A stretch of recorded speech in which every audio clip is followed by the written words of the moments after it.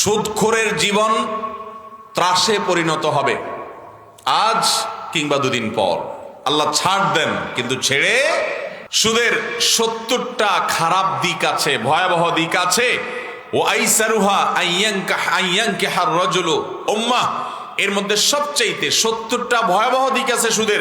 এর মধ্যে সবচাইতে সাধারণটা, 70টার মধ্যে সাধারণটা হলো কোন ব্যক্তি নিজের মায়ের সাথে জেনা করলে সেটা যেরকম অশ্লীল, সেটা যেরকম নোংরামো, সেটা যেরকম ভয়াবহ জঘন্য অপরাধ, সুদের কারবারে জড়ানোটা সেই মাপের অপরাধ। এটা হলো 70টার ভিতরে সবচেয়ে নরমালটা। তাহলে বাকি অপরাধ যেগুলা ভয়াবহতা, বাকি যেগুলো আছে সেগুলা কত জঘন্য সেটা একমাত্র আল্লাহ তাআলা ভালো জানেন। মোহতারাম হাজরিন, সুদের 10 নম্বর শাস্তি হলো, নবী সাল্লাল্লাহু আলাইহি সাল্লাম বলেছেন, কোন সমাজ যখন সুদ ব্যাপক হয়ে যায়, ব্যাপকতর হয়ে যায়, তখন গণ আযাব নেমে আসে। কি নেমে আসে? গণ আযাব। যখন এটা ব্যাপকভাবে প্রতিষ্ঠিত হয়ে যায়, আল্লাহর গজব, আল্লাহর আযাব গণহারে আসে। ইমানদার, গায়ের ইমানদার, সুদখোর যারা না, সবার উপরে গণ আযাব আসে যখন এটা সমাজে ব্যাপক আকার ধারণ করে। পৃথিবীর সবচেয়ে বড় গণ আযাব হবে কিয়ামতের মাধ্যমে, মহাপ্রলয়ের মাধ্যমে। সেদিন সবকিছু তুলার মতো উঠতে থাকবে। এই যে তুরস্কে, সিরিয়াতে, লেবাননে ভূমিকম্প হয়ে গেল, একটা বিশাল অংশ জুড়ে যে ভয়াবহ মেসাকার হয়েছে, শতাব্দীর সবচেয়ে বড় ভূমিকম্প হয়েছে। প্রায় 50,000-এর মতো মানুষ এখনো পর্যন্ত মৃতের সংবাদ পাওয়া গেছে। আরো কত মানুষ আছে আল্লাহ ভালো জানেন। এটাতেই আমরা গোটা পৃথিবীর মানুষ তটস্থ হয়ে যাচ্ছি।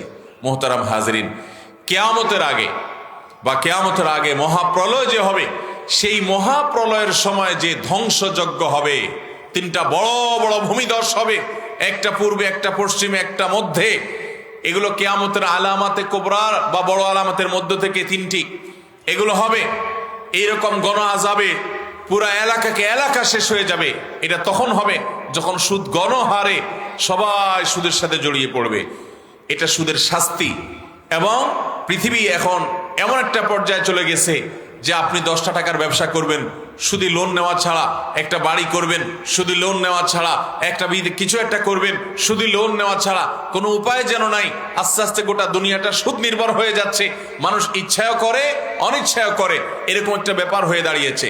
এইভাবে যখন অবস্থা আরো চরমে যাবে, তখন মহাপ্রলয় আসবে। পৃথিবী সহ এই সৃষ্টি জগৎ আল্লাহ তাআলা ধ্বংস করবেন এবং গণ আযাব নাজিল হবে। আর তার আগে ছোট ছোট অঞ্চল ভিত্তিক গণ আযাব আসবে এই সুদের কারবারের কারণে। অতএব এই সুদের কারবার, এই হারাম উপার্জন আমরা ছাড়বো তো ইনশাআল্লাহ।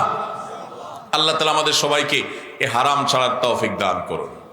এই ওয়াজ মাহফিলে অনেক মানুষ হয়তো আছেন যে ওয়াজ শুনতে আসছেন যে হুজুর কোনো আমল শিখাই দিবে, যে আমল করে সোজা আপনি কোনাকুনি জান্নাত চলে যাবেন, অথচ আপনি সুদের কারবার করেন। এরকম লোক আছে না নাই? ওয়াজ শোনা না, শুধু হুজুরে যদি ব্লান্ডার মেশিনে দিয়া ব্ল্যান্ড করে স্যুপ বানায়া ওয়াজ যে হুজুর করে, হুজুর সহ খেয়ে ফেলান। ওয়াজ সহ যদি আপনি ব্ল্যান্ড করে শরবত বানায় খেয়ে ফেলান, কোনো লাভ হবে না যদি আপনি হারাম এই সুদের কারবারে জড়ান। আল্লাহকে ভয় করেন, আল্লাহকে ভয় করেন। সুদখোরের জীবন ত্রাসে পরিণত হবে আজ কিংবা দুদিন পর। আল্লাহ ছাড় দেন কিন্তু ছেড়ে। অতএব হারামকে না করেন, আল্লাহর জন্য হালালে পথে আসেন। আপনি কাউকে লোন দিতে পারলে দেন, না দিতে পারলে না দেন, কিন্তু সুদের ভিত্তিতে লোন দিবেন না। আর মনে রাখবেন, মানুষকে হাওলাত দেওয়া সওয়াবের কাজ। এখন মুশকিল হলো হাওলাত দিলে টাকা পাওয়া যায় না ফেরত বেশিরভাগ ক্ষেত্রে। তো সেজন্য ইসলাম বন্ধকের ব্যবস্থা রেখেছে যে আপনি তার কাছ থেকে যে টাকা হাওলাত দিবেন, ওই টাকার বিপরীতে তার এগেইনস্টে আপনি বন্ধক রাখবেন মূল্যবান কিছু।